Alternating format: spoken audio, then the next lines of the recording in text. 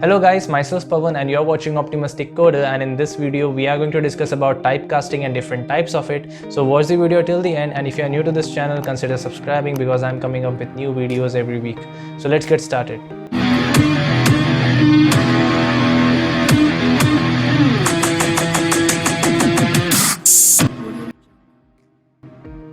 So let's understand what is typecasting first.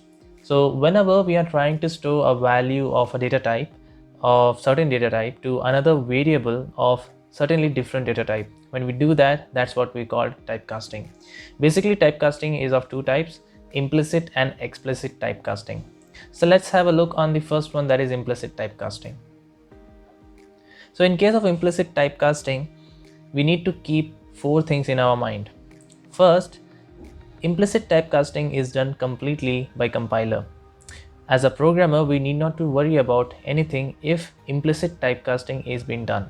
And the second one is, in implicit typecasting, from smaller data type to bigger data type can be converted, which means if you want to store a value which is of smaller data type into a variable which is of bigger data type, then you can easily do it, and that's what implicit typecasting is. Okay, now what is smaller and bigger data type? Now, smaller data type means which has a smaller byte size or smaller range, whereas bigger data type means bigger in size or bigger in range. Okay, third point is, whenever we do an implicit typecasting, it is also referred to as widening or upcasting. Now, what is widening or upcasting? Now, widening or upcasting means whenever we try to put a value or a data which is of different type but which is of smaller size data type into a bigger size data type variable, then we are naturally upcasting or we are widening the data type. So that's the reason why we call it as an upcasting or widening. The fourth and most important one is, whenever we perform an implicit typecasting, data loss or data change issue will not occur. Whatever the data we are trying to store, it will be exactly that. But in case of explicit, the data might or might not change. So it depends. So now let's have a look on the implicit type chart. So in implicit type chart, you can see different types of primitive data types, in which the smallest data type will be at the leftmost corner and the bigger data type size or the bigger ranged data type will be at the rightmost side, and the direction will be from left towards right, which means that you can convert a byte into a short, char into int, and int into a long, long into float, float into double. So that's the flow. Now let's have a look on implicit typecasting in Eclipse. Okay, so I've created here a test class, and within the main function we will write a small code and try to understand how implicit typecasting works. So in case of implicit typecasting, as we have discussed, that from small data type value it can change or convert it into bigger data type value. So first I will declare here a character data type. Variable name will be ch, and I will try to store a value a. That's done. Now we will declare an integer variable, that is I, and I will try to store the character variable, that is ch. Whatever the value that ch has, it will be stored in I. So you can see there is no error, and compiler is actually doing the implicit typecasting. Now if I try to print the value of I, you could see that the value of I will be ASCII value of A, that is 97. So as you can see in the console, it's printing 97. The reason behind this is because compiler is going to convert the type of character into an integer type. So that's the reason it is automatically doing it, and we are getting the value as 97. So now in the case of explicit typecasting, we need to keep four things in our mind. First, everything that is done in explicit typecasting is done by programmer. So you need to explicitly mention so that compiler will understand that yes, you want to do an explicit typecasting. Second is, if you are performing an explicit typecasting, then you would probably doing from bigger size data type to a smaller one.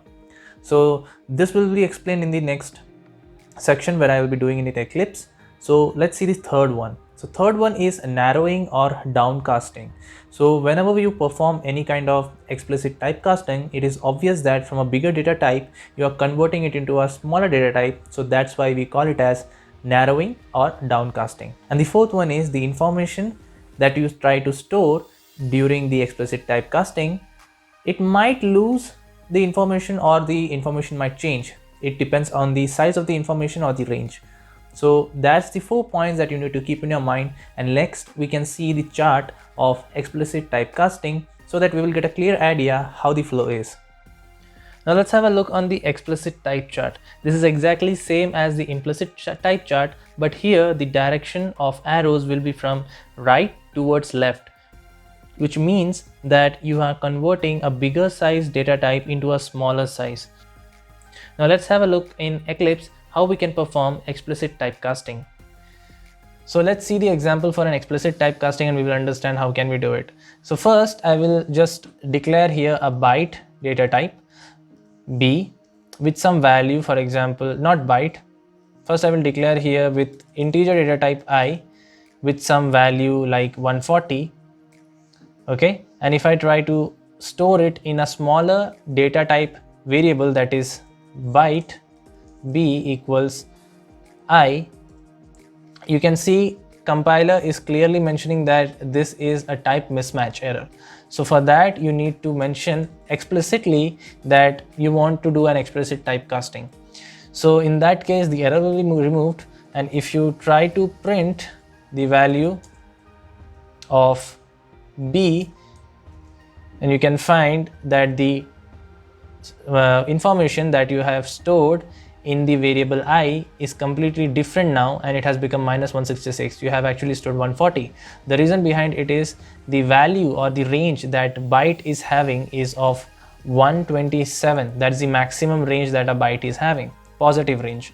So if I try to store 127, it will work perfectly fine, and you can see the value is 127. But the point when you exceed the size or the range of byte and you get enter into like 128 or 129, and if you run the program you will see it will go into negative. So you can see it's -128.